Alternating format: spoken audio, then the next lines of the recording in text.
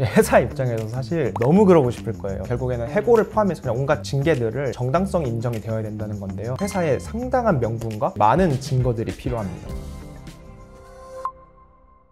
네, 안녕하십니까. 변호사들의 임동규 변호사입니다. 그리고 기사 보면 대기업까지도 사상 최초 희망퇴직 받는다 네, 이런 기사가 네. 있더라고요. 이렇게 큰 금액들을 주고 희망퇴직을 실시하게 되면 막 연차가 많으신 분들 회사가 부담을 지는 것보다 흔히 막 월급 루팡들 있잖아요. 그분들 조금 해고하는 게 낫지 않을까 싶은데 어떻게 생각하시나요? 회사 입장에서 사실 너무 그러고 싶을 거예요. 인터넷에 보면은 뭐 이제 월급 루팡들 우리나라 너무 안 자른다, 월급 루팡들 자르면 안 되냐고 하는데 실제로 해보면은 이게 쉽지가 않습니다. 저도 전에 주로 많이 했던 업무가 직원들 이제 해고하고 희망퇴직 프로그램 돌리고 이런 거였는데, 그때 이제 희망퇴직 프로그램 돌리는 이유가 해고 자체가 쉽지가 않아요, 우리나라는. 역시 미국 보면 그냥 메일 딱 하나 나와서 You're fired 그냥 끝나잖아요. 네. 근데 우리나라는 그렇게 해고하는 게 힘든가요? 우리나라는 진짜 안 돼요. 해고를 포함해서 이제 징계까지 다 봤을 때 우리나라 근로기준법에서 상당히 강력하게 근로자를 보호하고 있어요. 우선 이제 23조 1항에서 사용자는 근로자에게 정당한 이유 없이 해고, 휴직, 정직, 전직, 감봉 그 밖에 징벌을 하지 못한다라고 이제 명시적으로 규정하고 있습니다. 결국에는 해고를 포함해서 그냥 온갖 징계들을 했을 때 정당성이 인정이 되어야 된다는 건데요. 이 정당성 인정이 정말 쉽지가 않습니다. 사용자가 실제로 뭐 징계를 했다. 그러면 이제 정당성이 있어야 되잖아요. 근데 이제 근로자들이 이건 부당하다, 정당하지 않다 이러면서 불복을 하잖아요. 노동위원회를 가든 소송을 하든 그렇게 했을 때 실제로 그 법원이나 노동위원회도 제가 보기에는 근로자들을 보호하는 방향으로 판단을 많이 하는 것 같아요. 저도 회사 차려가지고 직원들을 이제 뽑아야 되는 입장이잖아요. 이게 쉽지 않다는 걸 알기 때문에 생각보다 되게 그런 데 있는 두려움이 있는 것 같습니다. 우선 이제 해고를 포함해서 징계 자체가 정당하다, 징계의 정당성이 있다라고 하려면 넘어야 될 단계들이 몇 개가 있습니다. 우선 첫 번째로는 징계 사유가 있냐, 그 다음에 징계 절차가 적법하게 지켜졌냐, 그리고 마지막으로 징계 양정. 이 징계 사유에 비해서 실제 내려진 징계가 과하냐 아니면은 괜찮냐, 이 세 가지 단계를 넘어야 됩니다. 그래서 첫 번째는 징계 사유가 존재해야 되는데요. 대기업 같은 이제 좀 큰 기업들은 시스템이 잘 되어 있기 때문에 취업 규칙에 징계 사유도 되게 잘 써져 있고, 아니면 아예 징계에 관련된 규정이 따로 있는 경우도 있고요. 근데 좀 영세한 규모의 기업들 같은 경우는 심지어 뭐 취업 규칙이 없는 경우도 있어요. 그러면 이제 징계 사유가 그 회사 어떤 규정에도 안 써 있는 경우가 있는 거예요. 그러면은 이제 막 고객님들이 이제 질문을 해요. 뭐 변호사님, 저희 직원이 뭐 잘못해서 그러는데 징계해도 될까요? 이러는데 막상 보면은 어디에도 징계 사유가 안 써 있는 거예요. 이렇게 징계 사유가 안 써 있을 때 징계했다가는 노동위원회가 진짜 제대로 깨집니다. 그래서 이제 사용자 입장에서는 미리 징계 사유를 규정해 놓을 필요가 있어요. 그리고 세세하게 규정을 해 놓을 필요가 있습니다. 내가 생각을 못하는 일들이 일어날 수 있거든요. 근데 거기 이제 징계 사유에 해당을 하지 않는다, 좀 곤란해질 수 있습니다. 반대로 이제 근로자 입장에서 내가 징계를 당했는데 그럼 이제 징계 사유가 뭔지를 봐야 돼요. 내 징계 사유의 근거가 어디에 있는 건지, 어떤 규정인지 체크를 할 필요가 있습니다. 자, 징계 사유가 있다고 하더라도 이제 징계 절차가 지켜져야 돼요. 우선은 근로기준법에 해고에 대해서는 이제 명확하게 규정이 되어 있습니다. 해고에 대해서는 제27조에서 사용자는 근로자를 해고하려고 하면은 해고 사유와 해고 시기를 서면으로 통지해야 된다라고 규정을 하고 있습니다. 이런 법령상 제한 외에도 단체협약 아니면은 취업규칙 등의 이제 징계 절차가 써 있다면은 징계 절차 지켜줘야 돼요. 만약에 이 징계 절차 안 지키고 징계했을 경우에는 그 무효되는 경우 많습니다. 그래서 이런 걸 이제 절차적 정당성 요건이라고 합니다. 자, 그럼 이제 징계 사유도 있고 절차도 지켰다. 근데 또 징계가 무효가 되는 경우가 있습니다. 예를 들어서 취업규칙에 지각 10분 하면은 해고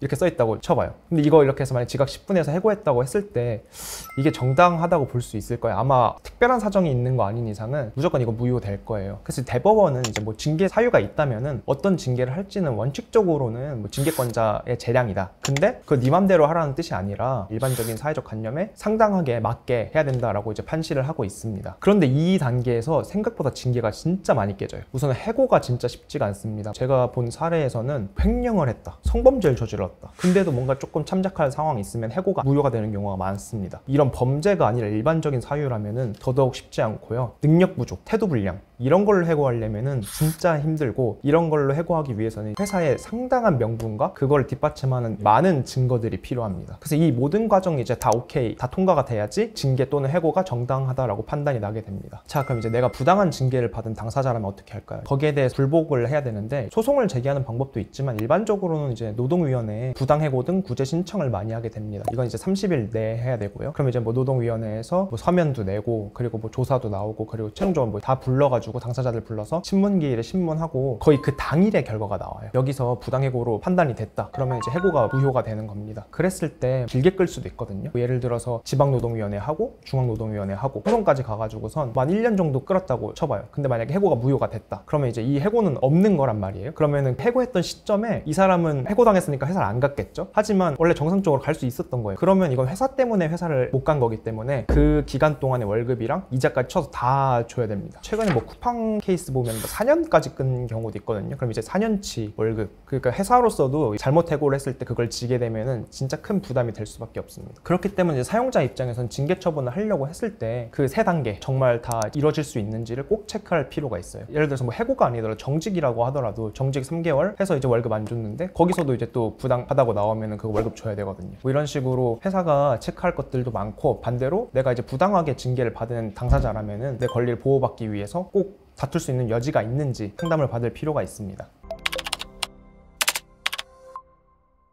네, 오늘은 이제 그 징계에 대해서 좀 알아봤는데요. 생각보다 이런 징계가 많이 일어나고 은근히 안 다투시는 분들도 많은 것 같아요. 그냥 아름아름 넘어가고, 막상 근데 이게 다투게 되면은 되게 쉬운 일은 아니기 때문에 꼭 상담 받아보시고 저희한테 한번 연락도 주시면 좋을 것 같습니다. 네, 오늘 이제 저희가 알려드린 정보가 유익하셨다면은 구독과 좋아요 눌러주시고 앞으로도 많은 관심 부탁드립니다. 감사합니다.